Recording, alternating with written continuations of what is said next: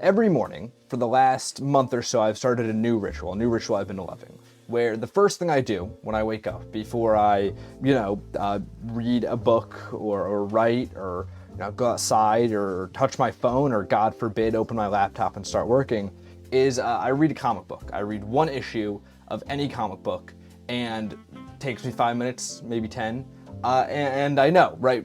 Weird, right? It's a weird way to start this video. I'm sure many of you are debating as your hand drifts towards the X arrow, wondering why. Why would I ever tell you that? How is that relevant to this big breakthrough we're talking about here, right? Yeah, it seems weird. And I'm going to get back to that. I'm going to get back to that towards the end, because I think it's a practical application of what I'm going to talk about very briefly here, right?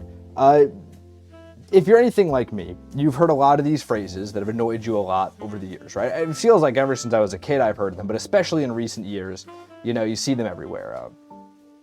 If you really care about something, you'll let it go, that kind of thing.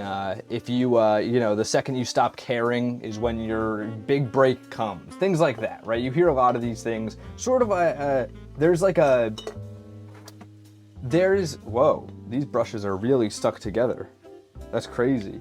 There's a sort of this general, I don't know if I'd call it like an ethos or a notion that's very common, that to gain something you need to let go of it, almost a detachment from, the object of your desire, right? And I've always hated this, because it's like, no, like that makes no sense to me. And it, as I come here saying it, the way I interpret the phrase back then, it doesn't make sense to me still, right?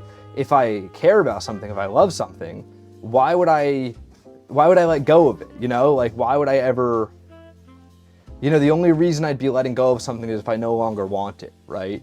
And I think that's true. If you've been working towards something, if you're watching this video and you've been working towards something for a month, let alone years, it only makes sense you're going to sit there and be like, no, why would I ever let go? And I think recently I came up against a roadblock that made me understand why people say this a lot more, right?